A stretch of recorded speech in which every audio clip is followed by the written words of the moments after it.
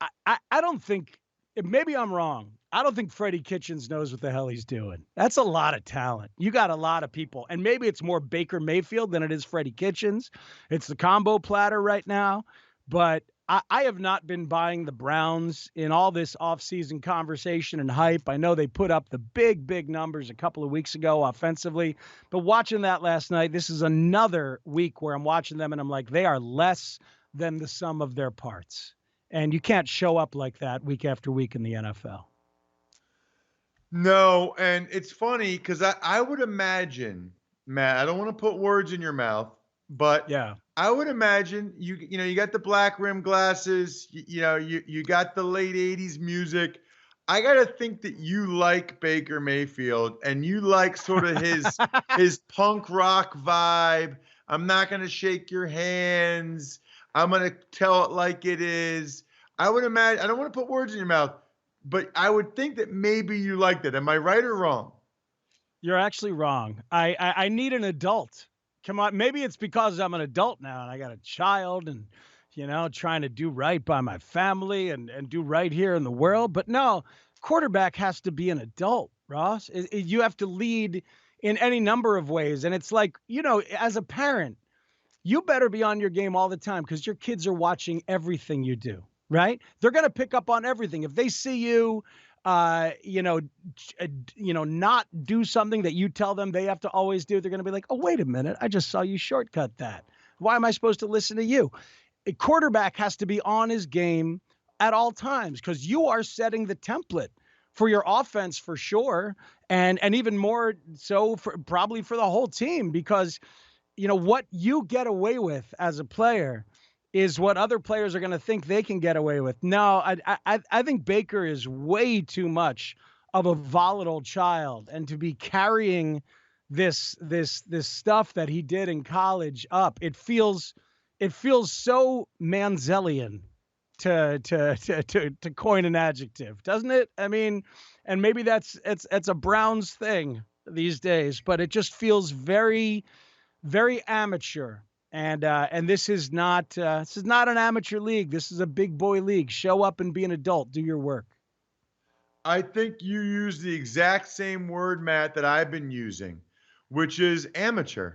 It's just Yeah. amateur. It's like maybe the thing you did in junior high, maybe high school, but to not shake hands before the game. And by the way, how about picking a lane, Baker?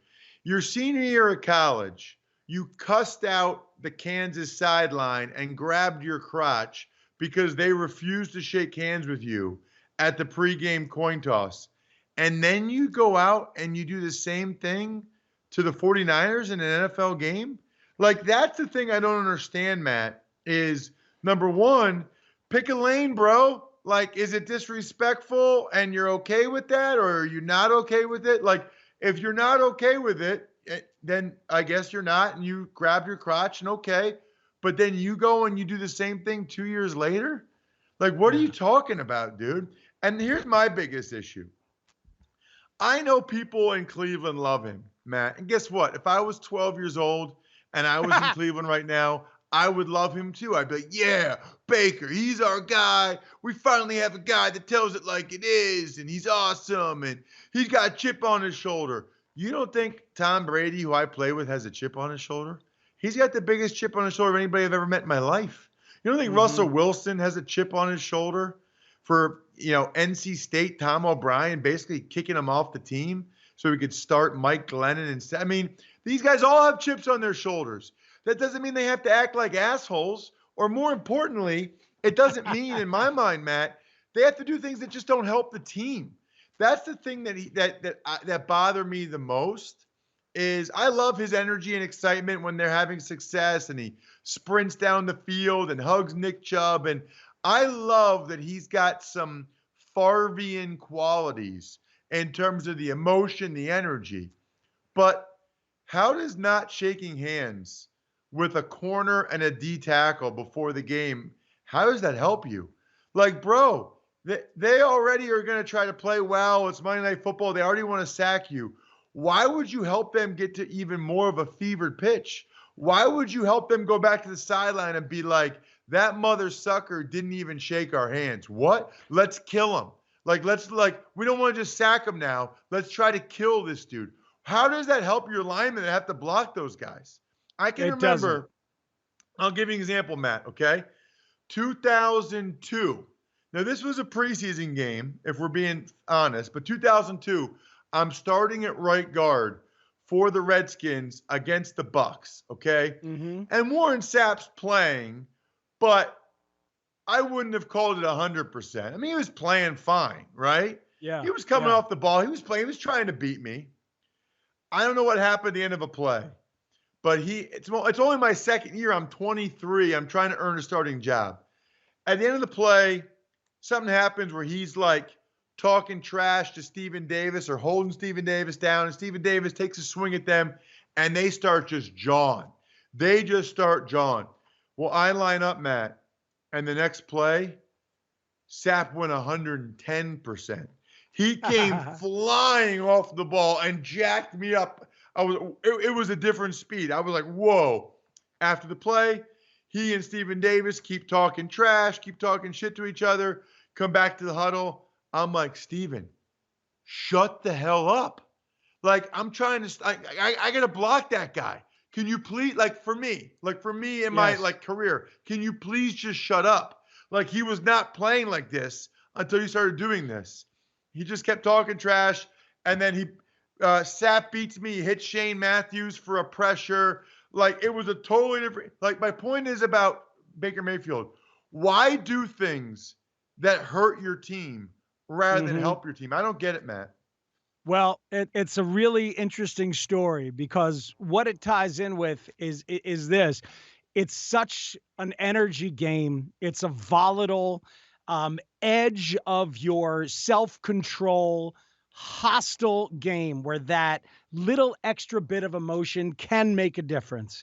And Stephen Davis is putting you in an awkward situation because it's a team game. Now, maybe Stephen Davis at the time thinks he's a badass, and if he goes one-on-one with Warren Sapp, he'll lower his shoulder and drive in and hold his own. That's fine, but you're in between. So as you said to him, it's pretty damn selfish to make you have to deal with the energy that Stephen has just kicked up from Warren Sapp. And that's what Mayfield does.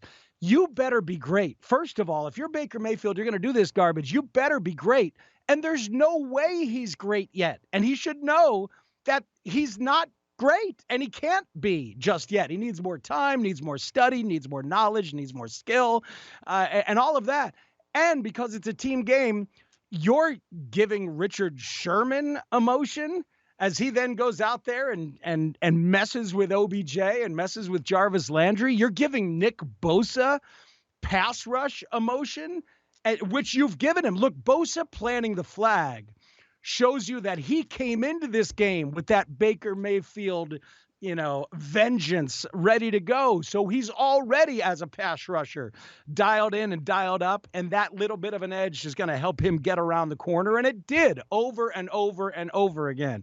So, A, you better be great, and B, it's a team game. This isn't baseball where it's an individual concept or an individual one-on-one matchup within the team concept. This is such a team game, and you're going to need your guys, and you can't hang them out to dry. This is why what we're talking about, Ross. I need an adult, man. I lived through 7 years of Jay Cutler and watching and dissecting him every week and figuring out the parts of him that were immature, the parts of him that didn't care, and how that manifested in his own locker room, how that manifested on the field.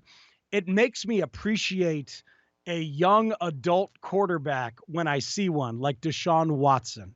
Oh, God. And that dude, I know we've got sound from him that we'll get to at some point here because I have such Deshaun Watson envy living in a city where Mitch Trubisky is supposed to be the savior.